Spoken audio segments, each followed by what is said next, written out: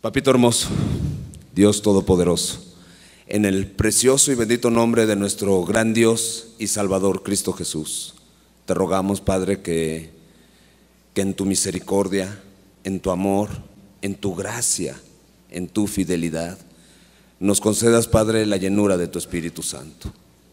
Hermoso, conoces la condición de cada uno de los que estamos aquí, conoces nuestras batallas, nuestros miedos, nuestros pecados. Déjanos imitar a Moisés y podernos parar otra vez delante de ti y decir: envía el que debes de enviar. No te queremos provocar a ira, pero queremos reconocer que no somos capaces en nuestra propia fuerza, que no somos suficientes en nuestra propia fuerza. Por eso te rogamos, Padre, que tengas misericordia y que nos llenes de tu Espíritu Santo y que nos transformes, y que esa buena obra, esa obra tan hermosa que hiciste en Moisés, la hagas en cada uno de nosotros, y que a cada uno de los que estamos aquí nos lleves a la estatura del varón perfecto, a la plenitud de nuestro gran Dios y Salvador Cristo Jesús. Y todo esto te lo suplicamos, papito, en el bendito nombre de nuestro Señor Cristo Jesús. Amén. Tomen sus lugares, por favor.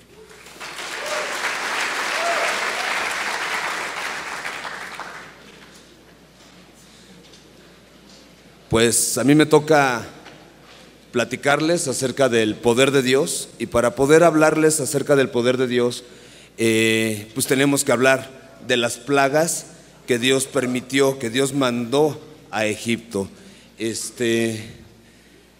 No sé si para ustedes vaya a ser una bendición o se pueda transformar en otra cosa, porque déjenme les explico algo.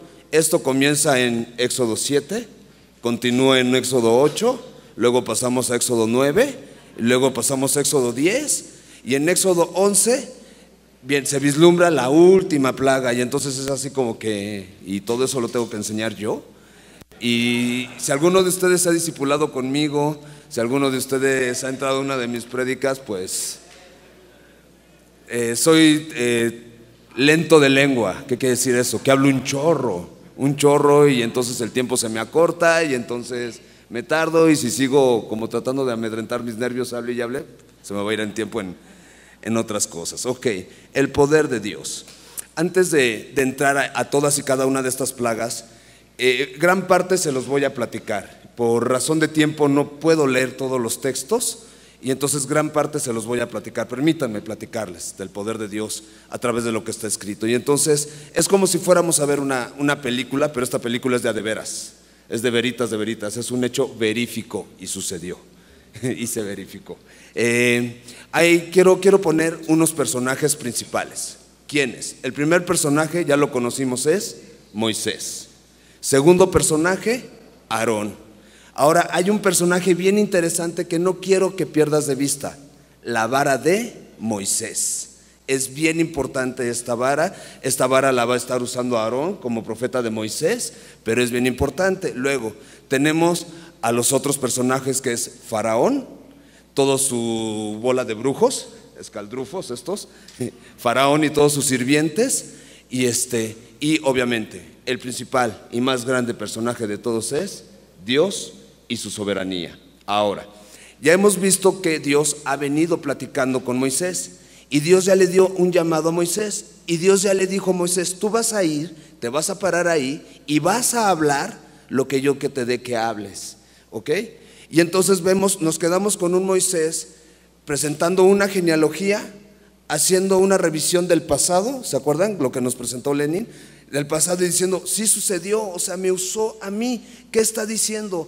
Usó un viejito en la edad del retiro, frustrado, paseando ovejas ajenas, y me usó, y no nada más usó a mí, usó a otro más viejito que yo, que es mi hermano Aarón. Nos usó. Y entonces aquí vemos a dos hombres, déjenme decirlo así, sin querer ofender a Moy, dos hombres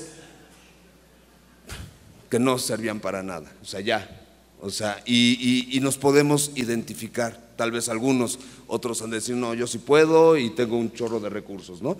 Entonces usó este par de hombres. Dios les da instrucciones, y entonces aquí vemos algo. Ya vamos a entrar al cumplimiento de este llamado, más en concreto. Ya Moisés lo va a ver el poder de Dios respaldándolo.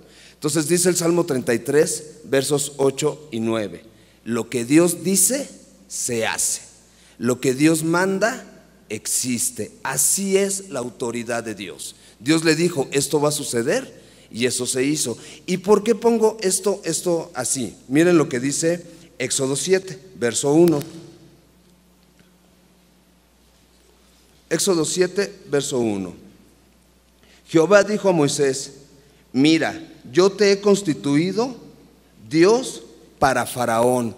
Y entonces me voy a quedar en este mira. ¿Por qué en este mira? Miren lo que sucedió antes. En Éxodo 6, verso 28 dice: cuando Jehová habló a Moisés en la tierra de Egipto, entonces Jehová habló a Moisés diciendo: yo soy Jehová. ¿Quién es Jehová? Pues el Señor, que nosotros también le podemos decir el Señor Dios Todopoderoso. Bueno, Él le habló a Moisés: di a Faraón, rey de Egipto, todas las cosas que yo te digo a ti. Y Moisés respondió delante de Jehová: he aquí, yo soy torpe de labios, ¿cómo pues me ha de oír Faraón? Entonces nos quedamos en un Moisés dándole vueltas al llamado, y entonces la siguiente presentación es Dios hablando con Moisés. ¿Qué es lo primero que vemos? El poder de Dios para perdonar, la capacidad de Dios para perdonar, la capacidad de Dios para ser misericordioso y la capacidad de Dios para cumplir su voluntad. Él le dijo: eso va a suceder, y eso va a suceder, y no hay otra vuelta. ¿Por qué? Porque Jehová le dijo a Moisés. Y entonces le está mostrando su paciencia con su siervo. Ya no discutió, ya no lo convenció, ya no argumentó, ya no le dijo. ¿Se acuerdan que en Éxodo 4:14 Dios se enojó con Moisés? En todo este discurso Dios se enoja con Moisés. En Éxodo 6:12 y 28 al 30 que leímos, vuelve a presentar el discurso Moisés, y Dios ya no se enoja para Éxodo 7. Simplemente Jehová dijo a Moisés, esto lo está reconfirmando, le está volviendo a dar las indicaciones. Entonces Dios le está mostrando paciencia, y ya simplemente le dice lo que tiene que hacer y lo prepara para que lo haga. Entonces nosotros podemos decir cuán grandes son las riquezas del Señor, porque entonces podemos nosotros hacer una introspección y decir: ¿cuántas veces Dios me ha pedido exactamente lo mismo? He llegado exactamente con el mismo argumento, y al día de hoy tal vez Dios te está pidiendo exactamente lo mismo y ya no te está dejando argumentar, simplemente te está diciendo: hazlo, punto, se acabó. Y eso es gracia, eso es misericordia, eso es compasión, eso es paciencia, ¿ok? Y entonces, bueno, Dios le dice a Moisés: yo te he constituido Dios para Faraón. Y entonces aquí vemos que en el plan de Dios, en la óptica de Dios, la persona que lo va a representar ante Faraón, la persona con la que Faraón va a tratar, va a ser con Moisés, ¿ok? Y entonces, ¿por qué? Porque Dios ya no quiere tratar, o Dios no quiere tratar en persona con Faraón. ¿Por qué? Fíjense lo que dijo Faraón, ¿se acuerdan? Éxodo 5:2. ¿Quién es Jehová para que yo oiga su voz y deje ir a Israel? Y entonces es como si Jehová está diciendo: sí, ¿me quieres conocer? Ok, te voy a dar una probada. Y lo vimos que iba a ser con mano fuerte, mano poderosa. Y entonces la persona a través de quien el Faraón va a conocer a Dios va a ser Moisés. Y la persona que va a hablar, que va a ser la boca de Moisés, es Aarón. Entonces vemos a dos hombres simples reflejando a Dios. Y yo no puedo dejar de ver en esto que hubo un Dios, hay un Dios vivo, que decidió no estimar el ser igual a Dios como cosa que aferrarse, y volverse un Dios tan simple, un hombre tan simple como tú y como yo. Tomó la forma de hombre. ¿Para qué? Para que pudiéramos tratar con Él, para que lo pudiéramos conocer. Y además, ¿qué dijo Dios del Señor Jesús? Él es mi Hijo amado, a Él oíd. Y entonces tenemos que recordar que es a Jesús a quien tenemos que observar, es a Jesús a quien tenemos que escuchar, y es a Jesús a quien debemos de imitar. Ese es nuestro llamado, y eso es lo que vemos en esta primera parte de Éxodo 7. Miren, vamos a leer la porción. Éxodo 7:1 dice: Jehová dijo a Moisés: mira, yo te he constituido Dios para Faraón, y tu hermano Aarón será tu profeta. Y dirás todas las cosas que yo te mande. Y Aarón tu hermano hablará a Faraón para que deje ir de su tierra a los hijos de Israel. Y entonces también aquí Dios está tratando con la obediencia de Moisés. Ya Moisés, como va a representar a Dios, no puede improvisar, no puede echar balazos al aire, simplemente tiene que hacer lo que Dios le diga que haga. ¿Qué hizo el Señor Jesús? Yo solo hago lo que veo a mi Padre hacer, simple y llana obediencia. Y Aarón tenía que hablar solo lo que se le diera, obediencia. ¿Y qué hizo el Señor Jesús? Solo habló lo que el Padre le dio que hablara, ni más ni menos. Y entonces aquí podemos ver un cuadro de nuestro Señor Jesucristo, ¿ok? Ahora, el otro personaje que observamos es Faraón. Y entonces dice el verso 2: tú dirás todas las cosas que yo te mande, y Aarón tu hermano hablará a Faraón para que deje ir de su tierra a los hijos de Israel. Y yo endureceré el corazón de Faraón y multiplicaré en la tierra de Egipto mis señales y mis maravillas. Aquí hay como una lucha en nuestro pensamiento. ¿Faraón tiene su corazón duro o Dios endureció su corazón? Sabemos que Dios es soberano y que Dios puede hacer con sus criaturas lo que Él quiera y no deja de ser un Dios justo. Pero lo que está haciendo Dios, ya nos lo presentó también Lenin hace rato, es que ya le había presentado una oferta muy barata, fácil de cumplir, solo para mostrar lo que había en el corazón de Faraón. Y entonces, ¿ahora qué está haciendo Dios al decir yo endureceré su corazón? Pues yo voy a respaldar sus decisiones. No quiere conocerme, no quiere tener una relación conmigo, no quiere escucharme, yo lo voy a respaldar, y eso cada vez se va a hacer más duro, más pesado, más sólido, más firme en su corazón. Y entonces a nosotros nos da una advertencia, porque Dios puede hacer lo mismo hoy con cualquiera de nosotros o con cualquier persona. En nuestra rebelión podemos alcanzar ese lugar donde Dios afirme o confirme estas decisiones en nuestra vida. Romanos, en el capítulo 1, a partir del verso 18, no vayan allá, déjenme se los cuento, dice que no estimamos a Dios como a quien debiéramos de estimar, que no le adoramos, y que por ese negro corazón y entenebrecido, en el verso 24 dice: Dios los entregó a la inmundicia en las concupiscencias de sus corazones, de modo que deshonraron entre sí sus propios cuerpos. Y en Romanos 1:28 dice: como ellos no aprobaron tener en cuenta a Dios, Dios los entregó a una mente reprobada para hacer cosas que no convienen. Y entonces déjame te alerto, ten cuidado, si estás resistiendo a Dios, si estás negando a Dios, ten cuidado, Dios te puede respaldar. Y entonces Dios puede respaldar esas negativas, afirmarlas en tu corazón, solidificarlas en tu corazón de manera que pesen en tu corazón y que tus decisiones vayan en contra de la voluntad de Dios. Dios tiene el poder para hacerlo, Dios es el Señor, ¿ok? Y entonces esto es lo que pasa en primera instancia, esta es la presentación. Y bueno, las plagas, después de esto, en Éxodo 7, del verso 8 al 13, es cuando se acercan Moisés y Aarón al Faraón, y Moisés y Aarón se acercan con su vara. Y entonces hablan con Faraón, la petición que ya ha hecho Dios: deja ir a mi pueblo para que me adoren. Le advierte Moisés que Dios es lo que está buscando, y entonces le hace la señal a Faraón, pone su vara en el piso y la vara se convierte en una serpiente. En el juego de palabras que tiene la Biblia en el original, la palabra que se usa para serpiente en esta porción no es la misma que se usa en la porción anterior, cuando la señal la ve él, cuando se encuentra con Dios, y la señal que le presenta a los ancianos de Israel. Aquí es otra palabra que hace más referencia a un cocodrilo. Y entonces, ¿qué está pasando?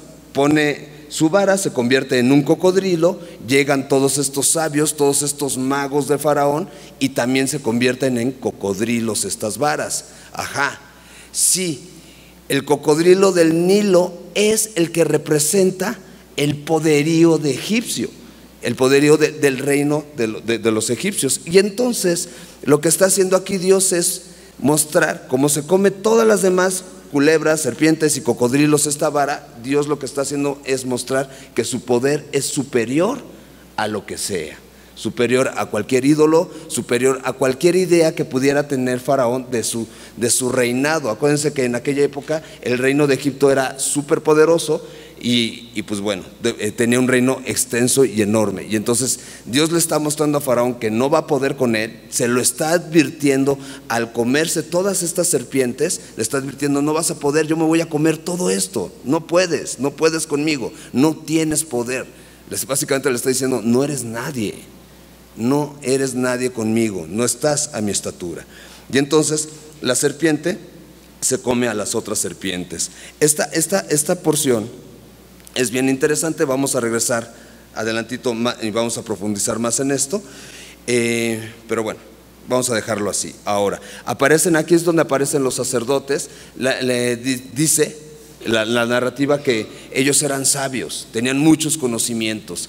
Estos sacerdotes pudieron replicar el milagro de convertir varas en serpientes. Bueno, estos sacerdotes están representando a Satanás en nuestra vida. Satanás tiene la capacidad de imitar milagros de Dios, milagros cuyo propósito solo es distraernos del llamado que Dios nos está dando. ¿Por qué? Porque al ver Faraón que sus hechiceros pudieron replicar el milagro, Faraón agarró eso para endurecer su corazón y decir: no, este Dios no es tan poderoso, aunque vio que el milagro no fue tan grande y que lo que estaban haciendo Moisés y Aarón sí realmente era grande. Ahora, sabios, se les considera sabios.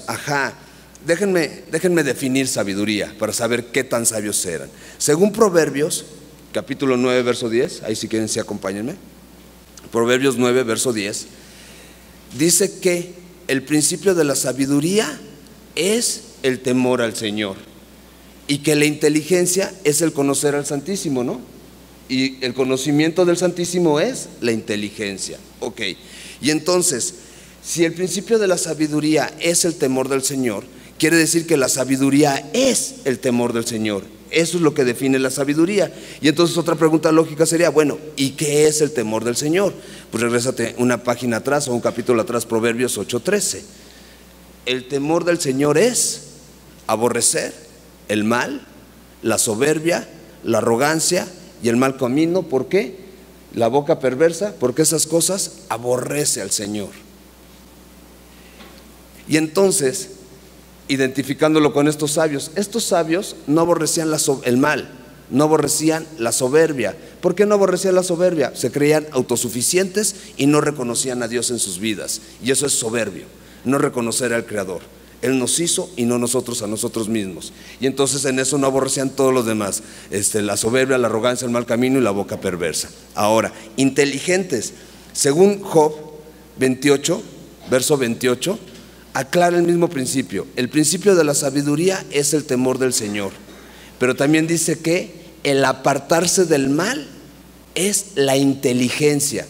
Y entonces, si sumáramos Proverbios 9:10 y Job 28:28, diría que la inteligencia es el conocimiento del Santísimo, o sea, tener una relación con Dios, y en esta relación apartarnos del mal.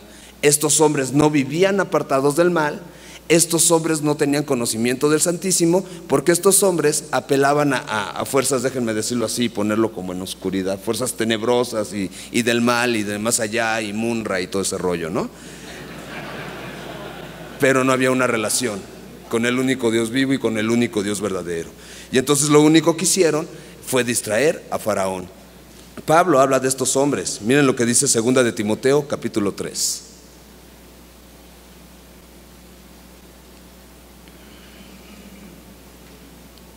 Capítulo 3, versos 7 al 9.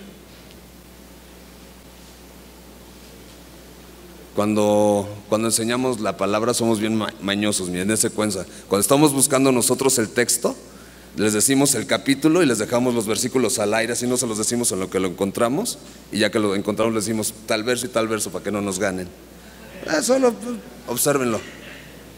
Ok, 2 de Timoteo, capítulo 3, versos 7 al 9, dice así: estos siempre están aprendiendo y nunca pueden llegar al conocimiento de la verdad. Y de la manera que Janes y Jambres resistieron a Moisés, así también estos resisten a la verdad. Hombres corruptos de entendimiento, réprobos en cuanto a la fe, mas no irán más adelante, porque su insensatez será manifiesta a todos, como también la fue la de aquellos. Y entonces tú y yo conocemos gente, o tú y yo podemos ser gente que estamos ávidos de conocimiento y de conocer ciencias y artes y un chorro de cosas, pero si no estoy conociendo al Santísimo, todo eso no es más que conocimiento que un día se va a morir cuando yo me muera y no va a llegar más allá. Entonces, por favor, grábenselo. ¿Qué es inteligencia? Dedícate a conocer al Santísimo. ¿Quieres ser un varón inteligente? Apártate del mal. Apártate de eso que hablábamos, que Dios ya no le repitió a Moisés en una negociación, le dijo: es esto lo que vas a hacer. ¿Qué te ha dicho que tienes que hacer? Pues apártate de lo que te ha pedido que te apartes. Sé inteligente. Y te ha dicho: ven, conóceme. Sé inteligente, ve y hazlo. ¿Quieres ser sabio? ¿Quieres vivir con sabiduría? Pues aprende, pídele a Dios que te enseñe a aborrecer el mal, la soberbia, la arrogancia, el mal camino. Y ahí te va mi versión extendida: la boca perversa, las mentiras, el adulterio, la fornicación, la pornografía, la lascivia, la lujuria, la lisonjería, las maledicencias, las truanerías, los albures, los dobles sentidos, las inmundicias, las inmoralidades, las avaricias, las codicias, las ambiciones necias, la negligencia, la pereza, la apatía y toda esa forma irresponsable, negligente y perezosa de vida. Ya, déjalo. Eso aborrécelo. ¿Sí me explico? Si los apuntaron bien, y si no, luego se los repito. 2 que te hayan caído, ya tienes un pleitito ahí. Y entonces, bueno. Y entonces eso es lo que sucede en esta primer parte, ¿ok? Luego, vamos con las plagas. Estoy haciendo como híjole, trato de comprimir todo esto. Sí, no voy a poder. Por ahí hicieron. No puedo. Ok. Ok, las plagas. ¿Cuántas plagas hay? Son 10 plagas que aparecen desde Éxodo 7, verso 14 hasta Éxodo capítulo 11. Hasta ahí aparecen. Nada más nómbralas, me dicen por ahí, ¿no? ¿Y si las estudiamos? Ay, no, solo las voy a citar. ¿Qué? Primero, de las plagas. Todas las plagas en la narrativa están concentradas en grupos de 3. En estos grupos de 3 puedes observar que las 2 primeras aparecen con advertencia. O sea, Dios diciéndole a Moisés y a Aarón: ve y dile a Faraón que deje salir a mi pueblo, porque si no, sucederá esto. Y entonces no lo deja ir y sucede. Y entonces, bueno, luego ya se va la plaga. Segunda vez regresan y es la misma dinámica, la misma métrica: deja ir a mi pueblo, ¿no? Bueno, sucede la plaga. La tercer plaga ya viene sin aviso, simplemente llega el porrazo y ¡pum!, explota la plaga. Así es como Dios las permitió. Y entonces seguimos viendo esa gracia de Dios advirtiendo, llamando a Faraón al arrepentimiento, dándole oportunidades para que ese corazón no se endureciera más. Pero también al final lo vemos: ok, ¿no quieres? ¡Pum!, ahí te va la plaga. ¿Ok? Hay algunos que creen que las plagas tienen una explicación natural. Y lo has visto en un chorro de programas de National Geographic y todo eso, ¿no? Es que llegó el aire y el aire se lleva el río y no sé qué, y entonces de repente los peces mueren porque la gravedad y tal. Eso dicen. Puede ser, pero Dios en su poder y en su soberanía es capaz de usar todos estos mecanismos naturales para llevar a cabo dichas plagas. Lo que es aquí lo importante es que Él hizo las plagas y Él mandó las plagas y Él es soberano sobre las plagas. Todas las plagas fueron literales, ninguna fue simbólica. O sea, sucedieron tal cual se las narró Dios a Moisés, tal cual llegaron las plagas. No hay símbolos en ellas. Y cada plaga apunta a un mayor significado que al mismo evento. Pero el tema es que las plagas pasaron. O sea, no se las inventó Walt Disney para ser el príncipe de Egipto. O sea, las plagas pasaron. Ahora, las plagas que Dios trajo a Egipto tenían una estrategia y un propósito definitivo. Cada una de estas plagas ataca a un preciado dios egipcio. O sea, es directo.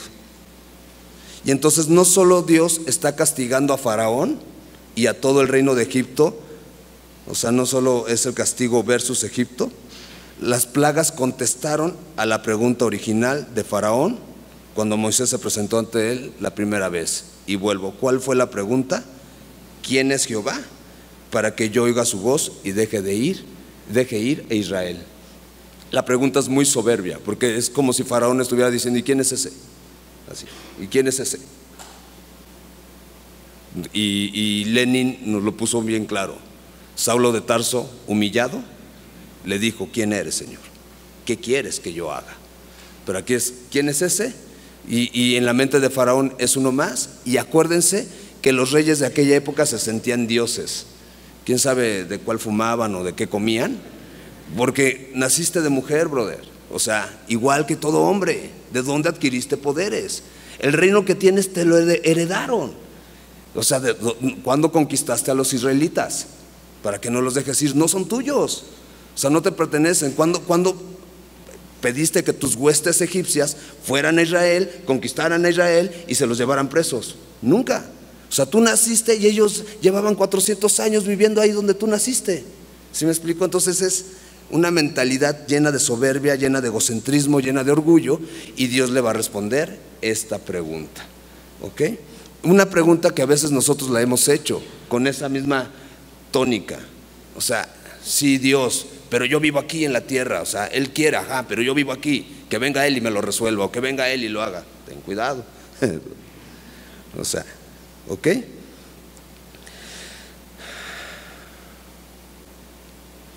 El hecho de que Faraón no se humillara ante Dios y no se sometiera ante Dios mostraba algo que tal vez para todos nosotros es evidente: no había un conocimiento de Dios, un conocimiento basado en una relación. Porque ¿qué fue pasando con Moisés en todo este tránsito? Fue conociendo a Dios, se fue enamorando de Dios, y ya lo cita Hebreos. O sea, prefirió dejarlo todo por el amor de ese Dios. Prefirió el vituperio por el amor de ese Dios. Prefirió que su pueblo mismo lo rechazara y se le fuera encima, pero prefirió a Dios.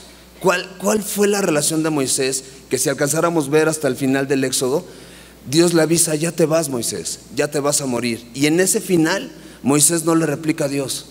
O sea, ves a un Moisés feliz pasando el estandarte a uno más joven.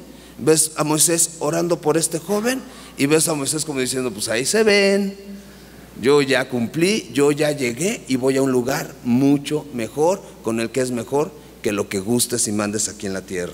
¿Ok? Él no conocía a Dios. Y entonces, wow. Plaga número 1, que aparece en Éxodo 7, versos 14 al 25.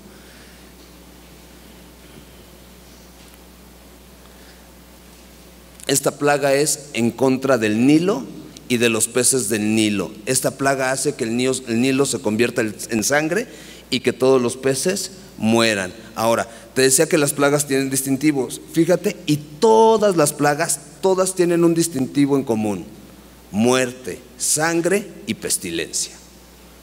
Y entonces todo pecado, toda soberbia y todo ego y todo orgullo tiene un distintivo: muerte, sangre y pestilencia.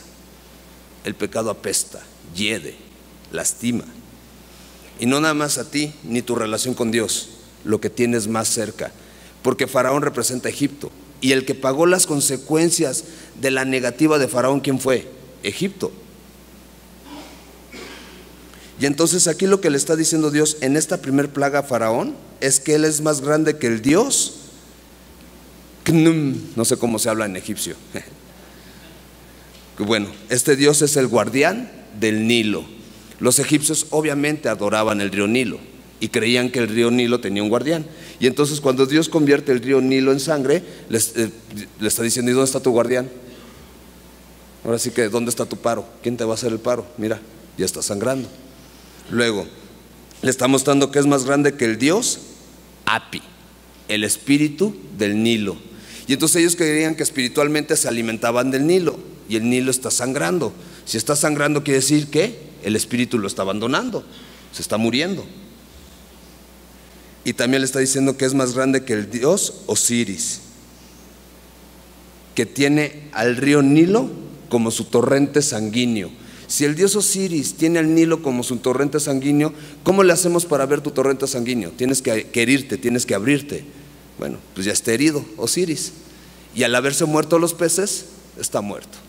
Ahora, imagínense la pestilencia, imagínense el hedor. Hace poquito estuve enfermo y por ahí tuve una hemorragia. Sí, así por ahí. Tuve una hemorragia. El tema es que ¿cómo me di cuenta que tuve una hemorragia? No fue porque volteara y viera, fue porque me llegó el hedor a sangre. Y dije, ah, caray, no checa, ahora sí que no debería de oler a sangre. Y entonces, órale, y luego estudiando esto dije, ándale, ¿qué hiciste, JJ? Tu sangre. El tema es que la sangre huele y huele mal. Y huele mal y es distintiva. Y está muerto el Nilo, la fuente de donde se alimentaban los egipcios. Y hay una cosa bien chistosa. Los magos alrededor, bueno, se muere el Nilo y entonces hacen pozos, buscan agua dulce, hay agua dulce, entonces ya podemos alimentarnos y podemos seguir trabajando, la siembra, la cosecha y todo este rollo. ¿Qué hacen los magos? Replican el milagro y el agua dulce la convierten en sangre. Y no es así de menso, restaura el Nilo, no me eches a perder lo poquito que quedó. Pero bueno, ahí está. Y entonces ahí vemos que Satanás tiene el poder de hacer milagros, pero milagros que afectan. Ningún milagro de Satanás lleva el propósito de restaurar al hombre, de bendecir al hombre, de sanar al hombre. Luego, Éxodo 8 al 15.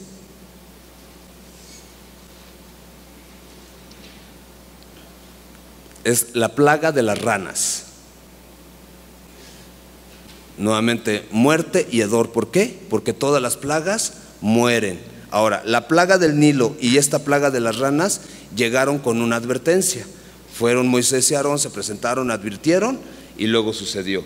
Y entonces las ranas, Dios le está diciendo a Faraón: soy más grande que la diosa Hec, la diosa de la fertilidad. Ellos adoraban las ranas, entonces tenían ranas, dejaban a las ranas vivas. Ahora imagínate llegar a tu cama y que tu edredón sea un edredón de puro sapo. O sea, espantas a dos, pero ya un edredón dices, y no te acercas. Y entonces la Biblia narra que supuraban ranas por todos lados. Y entonces, bueno, hace que se arrepiente Faraón, pide que se lleven las ranas no se van, se mueren. Y entonces ahí queda pestilencia de ranas. Y de por sí las ranas son apestosas porque es un animal que vive en la humedad. Entonces es un animal que huele mal. Ahora imagínate lo muerto y en descomposición. Ahora súmale el olor a sangre. Ahora súmale el olor a pescados en descomposición. ¿A qué olía Egipto? ¿Dónde está el esplendor de Egipto? Muerte, descompuesto. Algo que también no podemos perder de vista es que Egipto representa a este mundo y su sistema de valores. Y Faraón representa a Satanás y su sistema de valores y sus secuaces. Y entonces te pregunto, ¿cómo está este mundo? Muerto, muriéndose y apestando, porque negamos a Dios. Así está el mundo, ¿ok? Ahora, Éxodo 8, 16 al 19. Es la plaga de los piojos. Esta plaga ya llega sin advertencia. En esta plaga Dios le dice a Moisés y a Aarón: toma polvo, aviéntalo, alza la vara y se va a convertir en piojos. Con esta plaga Dios le está mostrando a Faraón y a todos sus secuaces que Dios es capaz de detener la adoración a todos los dioses e ídolos egipcios. ¿Por qué? Ya mató su fuente de provisión. Ahora, sus sacerdotes tenían por regla presentarse intactos, íntegros, limpios y pulcros ante sus dioses. Algo que nosotros conocemos de los egipcios es eso, su pulcridad, su forma pulcra de ser y toda esta vanidad de la que vivían. Imagínatelos empiojados, pues están enrochados, llenos de liendres. El piojo también hace que huela mal el cuero cabelludo. El piojo es desagradable.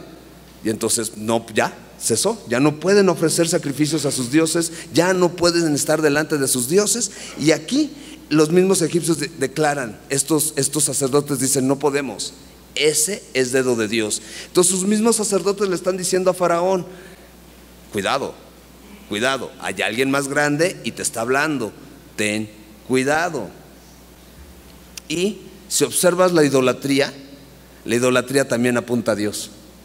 La idolatría, toda la idolatría sí dice: hay alguien más grande, sí hay un Señor. Que no lo reconozcan es otra cosa, que no se sujeten a Él como hay que sujetarse es otra cosa. ¿Okay? Éxodo 8, 20 al 32 es la plaga de las moscas. Esta plaga también llega con advertencia. O sea, ya pasamos la primera triada de plagas, ahora estamos en la segunda triada. La plaga de las moscas. En esta plaga nosotros podemos pensar en solo moscas, pero no, la palabra que se está usando en el original es moscas, mosquitos y todo este tipo de insectos que pueden llegar, que pueden picar, que pueden enronchar y que pueden infectar cualquier herida.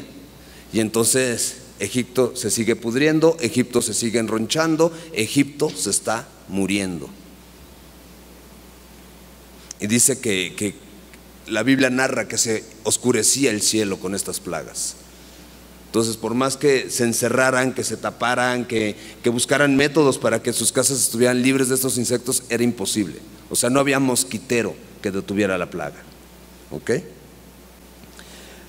Siguiente plaga que aparece en Éxodo 9, 1 al 7 es la plaga en el ganado, que también aparece con una advertencia. Aquí Dios le advierte a Faraón: guarda tu ganado porque tu ganado se va a morir, y voy a preservar el ganado de mi nación que está en Gosén. Y entonces Dios está marcando la separación: ellos son santos, ellos son míos, y yo estoy tratando contigo. ¿Quieres conocerme, verdad? ¿Quién soy yo para que me escuches? Y entonces le está diciendo que es más grande que la diosa Hathor. Esta diosa era una madre diosa con forma de vaca. El ganado, todo el ganado de Egipto murió.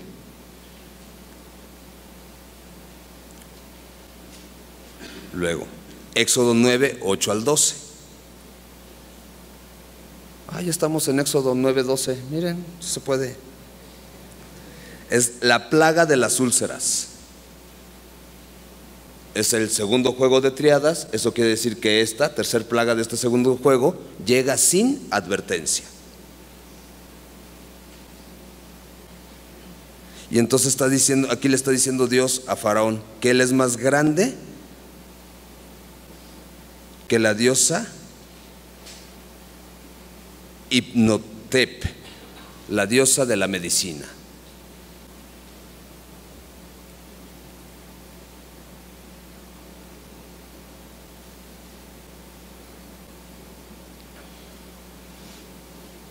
Aquí ya totalmente están derrotada la idolatría, totalmente están derrotados sus falsos profetas, sus falsos maestros. O sea, ya es imposible, o sea, no hay sanidad. Aquí dice que ya ninguno de ellos se pudo parar ante Moisés y Aarón. O sea, ya no había salud, ya no había fuerza, están allagados, están muriéndose. Si algunos de los que ayer subieron a lista traen ápulas, saben de lo que un poquito, están testeando un poquito de, es incómodo, arde, lastima, supura. ¿Ok? Esta llegó sin advertencia. Luego, Éxodo 9, versos 13 al 15. La plaga del granizo. Esta igual llegó con advertencia, y Dios está diciendo que Él es más grande que Nut, la diosa del cielo. Entonces Él está diciendo que está por encima de los cielos. Y aquí le dice: toda la tierra es mía. Y al decirle toda la tierra es mía, le está diciendo a Faraón: todo el universo, hijo, no te confundas, todo el universo es mío.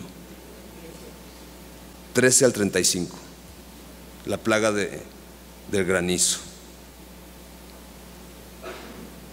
Y entonces aquí los consejeros de Faraón se acercan a Faraón y le dicen: oye, ya, aquí Egipto, dice la Biblia, que ya estaba destruido.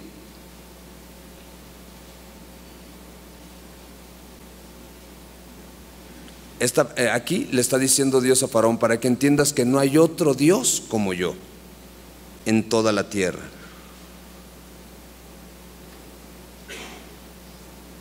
Y entonces los mismos consejeros de Faraón le dicen: ¿todavía te ensoberbeces? O sea, todavía te llenas de soberbia. Ya no se puede, ya nos destruyó, ya no queda nada. Ayer cuando veníamos descendiendo de Lista, empezó a llover y granizó, y al menos a mí me dio terror. Yo dije: donde se suelte una tormenta de a de veras, con granizo de a de veras, no tengo cómo sacar a los muchachos de la montaña, no tenemos la capacidad. O sea, si hubiera desgajado parte, ustedes los que subieron vieron, estaba lodoso, estaba patinoso, ya cansados, ya mareados y todo lo que sucedió. Y entonces ahora imagínate con una tormenta de granizo. Hubiera sido imposible, se hubieran pasado por ahí unas situaciones extrañas. Dios fue tan hermoso que nos regaló granizos. ¿Se acuerdan de los piedrulces? Así de chiquitos los granizos, y ni te empapabas. O sea, estuvo, bueno, los que no fueron, pues ya. Estuvo increíble, se los voy a desear, ya iremos otra vez. Ok. Siguiente plaga, Éxodo 10, 1 al 20.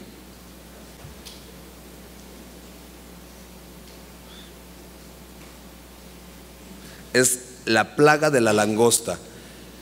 El granizo destruyó obviamente todas las plantas, el granizo mató animales, el granizo destruyó casas, porque además dice que era granizo y fuego. Y entonces ya estaba en catástrofe natural Egipto, ¿ok? Y entonces, si quedó algo de comida, o sea, lo que todavía no había florecido, que no le afectó el granizo, ¿ok? Pues Dios le manda langostas para que se coman todo y lo destruyan todo. Y entonces ya no había nada, ya estaba totalmente rasurado Egipto. El reino más poderoso conocido hasta ese momento estaba totalmente rasurado, desarmado, desmantelado y en quiebra total. O sea, ya no había de dónde se pudieran agarrar.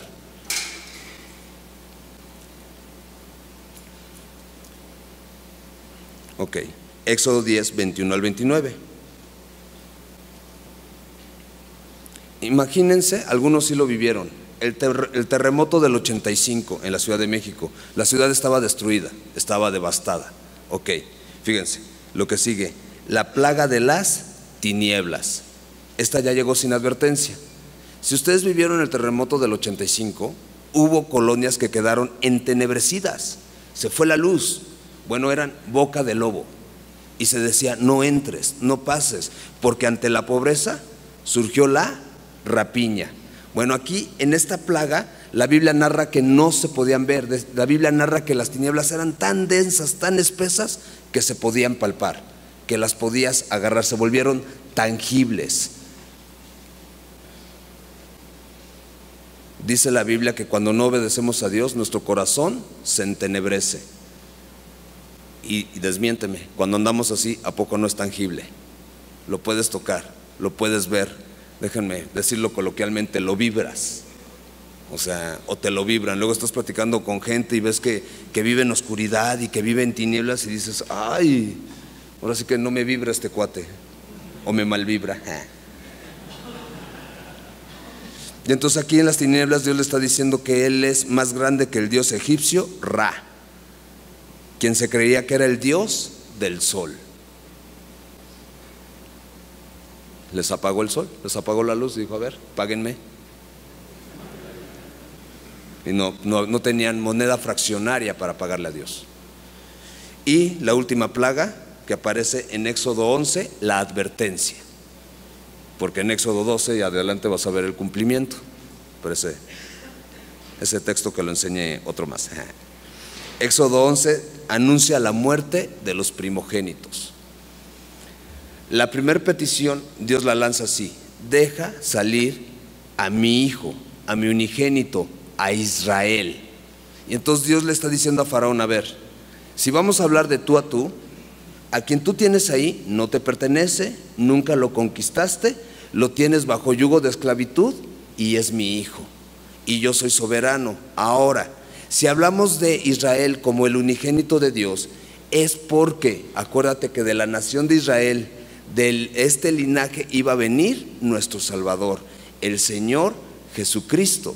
Y entonces obviamente Dios no iba a permitir que ellos se quedaran bajo el yugo egipcio, porque como lo vimos con Lenin, a través de los latigazos ya le habían hecho un coco wash a la nación, y la nación pensaba que antes de Dios estaba mejor. Y ese track se lo quedaron durante 40 años hasta que Dios cambió de generación y presentó una generación nueva. Y entonces obviamente Dios no va a dejar a su nación ahí. Y entonces aquí con esto le está diciendo Dios a Faraón: yo soy el único capaz de dar la vida y de volverla a tomar.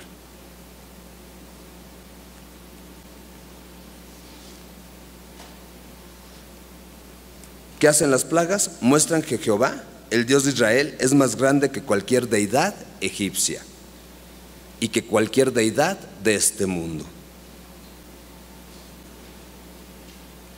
Cada plaga es como si Dios golpeara o diera una paliza a la deidad de los egipcios. Ahora, podemos ver las plagas como mucha muerte, mucha pestilencia, pero en cada plaga puedes ver la misericordia de Dios, porque todo el tiempo Dios le advirtió a Faraón. Dios dice que endureció su corazón. La Biblia nos narra que Él endureció su corazón. Esto lo encuentras en Éxodo 9:12, 10:20, 10:27 y 11:10. Pero Dios no endureció el corazón de Faraón hasta que Faraón decidió él mismo endurecer su corazón en contra del llamado de Dios, que eso lo encuentras en Éxodo 7:13, Éxodo 7:22, en Éxodo 8:15, 8:19, 8:32 y 9:7. Narra cómo fue Faraón el que dijo no quiero, y Dios responde al no quiero con que ok, no vas a querer, pero no vas a querer de veras, ni de aquí ni nunca, ok. Y entonces Dios está mostrando su poder. Estas plagas son maravillosas porque están antecedidas, se los dije, con el milagro de la vara de Aarón. Y entonces les hablé de Moisés y Aarón, simples hombres incapaces de libertar una nación que Dios usó. Y entonces les hablé cómo el Señor Jesucristo, cómo Dios no estimó el ser igual a Dios como cosa que aferrarse, se despojó de sí mismo y tomó la forma de siervo. ¿Qué le dijo Dios a Moisés? Le dijo: ¿qué tienes en la mano? ¿Se acuerdan? Y le dice: mi vara.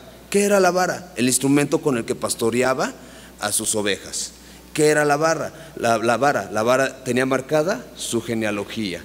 Y entonces el Señor Jesús decide hacerse un simple hombre. ¿Y con qué instrumento trabajaba? Madera. ¿Con qué instrumento trabajaba? Martillos. ¿Con qué instrumento trabajaba? Con clavos. Pon esta idea en tu mente. ¿Qué le dijo Dios? ¿Qué tienes en tu mano? Tengo esto. Ok, ponlo delante de mí.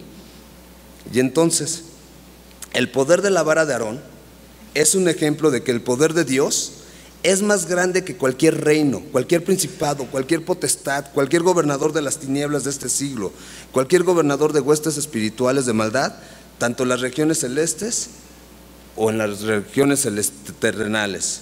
Es más grande que cualquier ídolo, cosa o pecado que tú tengas.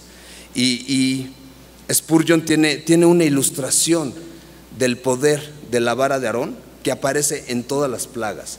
Y es esta ilustración que a mi vista es hermosa y es con lo que los quiero dejar. Miren lo que dice Spurgeon. Dice: ¿qué multitudes de enemigos ha tenido que enfrentar nuestra fe? ¿Y cómo los ha vencido? Todos. Ahí estaban nuestros viejos pecados. El diablo los arrojaba delante de nosotros semejantes a serpientes. ¡Qué multitud! ¿Cómo silbaban en el aire? ¡Qué horribles con sus colmillos llenos de veneno, mortales!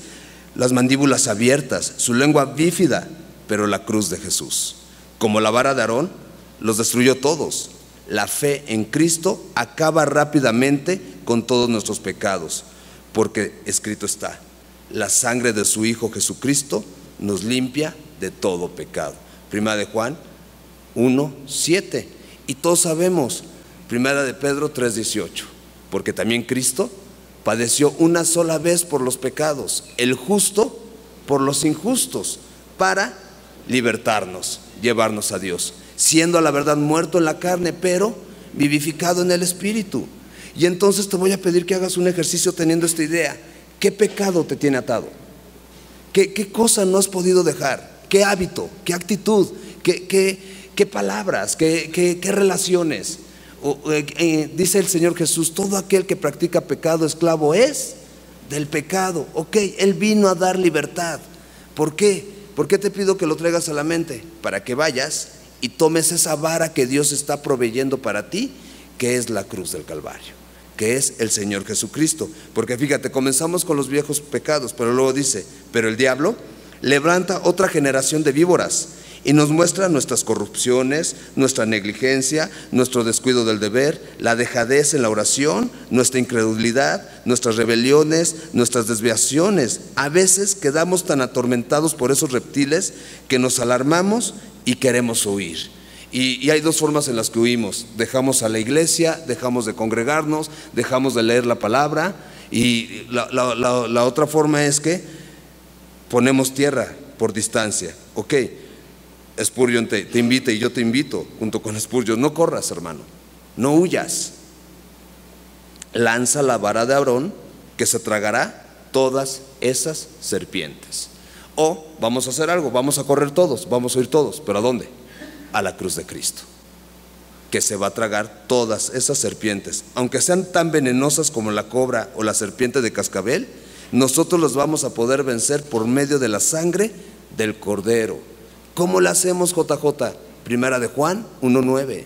Si confesamos nuestros pecados, Él es fiel y justo para perdonar nuestros pecados y limpiarnos de toda maldad. Él tiene el poder para perdonarnos. Él tiene el poder para limpiarnos de toda maldad. Miren lo que dice más adelante. Acompáñenme a Primera de Juan, por favor.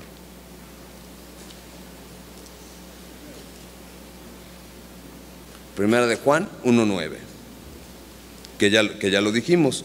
Ahora, verso 10: si decimos que no hemos pecado, le hacemos a Él mentiroso y su palabra no está en nosotros. Y entonces, ¿qué nos está diciendo? Ya no te hagas guaje y ven y confróntate conmigo, y ya deja de decir quién es Dios para que yo le oiga. ¿Quién es Dios para que yo deje de hacer eso? ¿Qué tanto es tantito? ¿Ok? Verso 1 del capítulo 2 de Primera de Juan: hijitos míos, estas cosas os escribo para que no pequéis. Y si alguno hubiere pecado, abogado tenemos para con el Padre, a Jesucristo el justo, y Él es la propiciación por nuestros pecados, y no solamente por los nuestros, sino también por los de todo el mundo. Siempre ten en mente esto: Jesús es capaz de salvar por completo a los que por medio de Él se acercan a Dios. Nuestro gran Dios y Salvador Cristo Jesús vive siempre para interceder por nosotros. Hebreos 7:25. Ahora, JJ, no puedo. Sí, no te voy a decir que sí puedes. Y creo que si tienes relación con Dios, lo vas a decir. O sea, que no hay de, pues échale ganitas, ándale, tú puedes, ¿no? Ok, la batalla es del Señor. ¿Qué dice Filipenses 1:6? Vivo persuadido de esto, déjamelo parafraseo. Vivo persuadido de esto, de que aquel que comenzó la buena obra en mí, es Él el que la va a perfeccionar, y es Él el que me va a llevar a la estatura del varón perfecto, y es Él el que me va a llevar a la plenitud de Cristo. ¿Qué le decía Dios a Moisés? Yo voy contigo, pero es que la lengua, pues yo la creé, hombre, pero es que las arañas, ay, ve y preséntate, hombre. Igual, la batalla es del Señor, y Él nos entregará a nuestros enemigos en nuestras manos. Ahora, nuestro viejo enemigo, que es Satanás, aún nuestra propia carne y aún este mundo y este sistema de valores, va a disponer de otro ejército de serpientes en forma de pruebas mundanas, sugerencias diabólicas, tentaciones a blasfemar, malos pensamientos sobre Dios, dudas de su providencia y sus promesas, hasta que casi seamos distraídos y, si es posible, caigamos y abandonemos la primer fe. ¿Ok? ¿Cómo podemos reconocer este ejército? Pues mantente firme en la fe y arroja la vara de Aarón, que es tu sencilla confianza y fe en el Señor Jesucristo.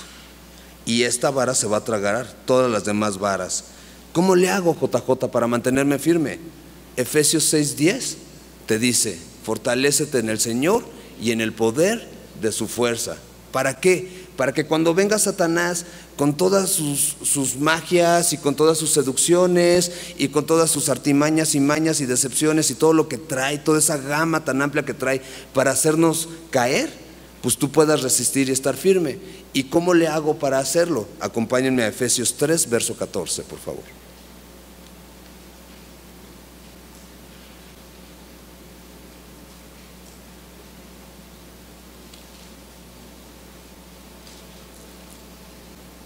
Dice así: por esta causa doblo mis rodillas ante el Padre de nuestro Señor Jesucristo, de quien toma nombre toda familia en los cielos y en la tierra. ¿Qué está diciendo? Me humillo ante aquel que es todopoderoso y creó todo lo que existe. ¿Ok? Para que os dé, conforme a las riquezas de su gloria, ¿qué nos va a dar? El ser fortalecidos con poder en el hombre espiritual por su Espíritu, por su glorioso Espíritu Santo. ¿Para qué? Pues para que habite Cristo Jesús por la fe en nuestros corazones, con una sola finalidad: que vivamos arraigados y cimentados en amor, y seamos plenamente capaces de comprender con todos los santos cuál sea la anchura, cuál sea la longitud, cuál sea la profundidad y cuál sea la altura, y de conocer el amor de Cristo que excede a todo conocimiento, para que seamos llenos ¿de qué? De toda la plenitud de Dios. Y entonces, conociendo todo el poder de Dios, podamos decir como Moisés: ok, no importa que esto se ponga más difícil, vamos, tú tienes el poder, vamos, tú lo haces. Fíjate lo que dice el verso 20: y aquel que es poderoso para hacer todas las cosas mucho más abundantemente de lo que pedimos o entendemos, según el poder que actúa en nosotros, a Él sea gloria en la iglesia en Cristo Jesús, por todas las edades, por los siglos de los siglos. Amén. Y entonces puedo resistir a las acechanzas del diablo. Y entonces, para concluir, los magos pudieron imitar en cierta medida la obra de Dios, pero en realidad no fueron rivales para él, y su poder era muy limitado. Satanás y sus siervos también pueden hacer cosas increíbles, pero nosotros como cristianos confiamos y habitamos en el que es mucho más poderoso que ellos. ¿Me acompañan a 1 de Juan, capítulo 4, por favor? 1 de Juan, capítulo 4, verso 4.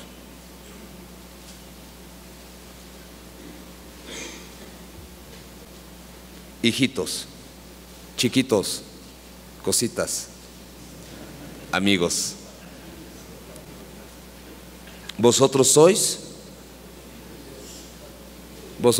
de eso, y los habéis vencido, porque mayor es el que está en vosotros que el que está en el mundo. Ellos son del mundo, por eso hablan del mundo y el mundo los oye. Nosotros somos de Dios. El que conoce a Dios nos oye, el que no es de Dios no nos oye. En esto conocemos el espíritu de verdad y el espíritu del error. ¿De quién somos? De Dios. Y por medio de Él le vencemos. ¿Y entonces qué hacemos? Pues nos escondemos con nuestro gran Dios y Salvador Cristo Jesús en Dios. Miren lo que dice Colosenses 3.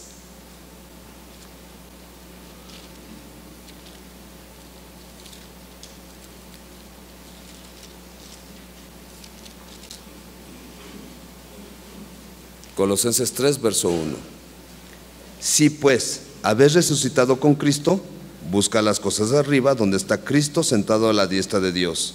Poned la mira en las cosas de arriba, no en las de la tierra, porque habéis muerto y vuestra vida está, ¿dónde está? Con Cristo. ¿En dónde?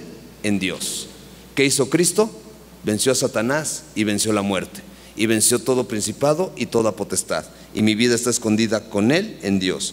Cuando Cristo en nuestra vida se manifieste, entonces nosotros también seremos manifestados con Él en gloria.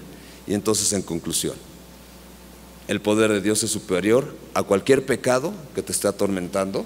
El poder de Dios es superior a cualquier tentación, a cualquier aflicción, a cualquier decepción. Toma la cruz de Cristo, niégate a ti mismo y síguelo todos los días, y vamos para adelante. ¿Oramos? Hermoso Padre, gracias por tu amor, gracias por tu fidelidad, gracias por cada uno de estos varones, mi Señor. Gracias por hablarnos y mostrarnos tu poder. Te rogamos, hermoso, que nos llenes de tu Espíritu Santo, porque la Biblia dice que recibiremos poder cuando tu glorioso Espíritu Santo descienda sobre cada uno de nosotros. Haz tu obra, Padre, te lo suplicamos. Llénanos de ti, te lo rogamos, en el bendito nombre de nuestro gran Dios y Salvador Cristo Jesús. Amén.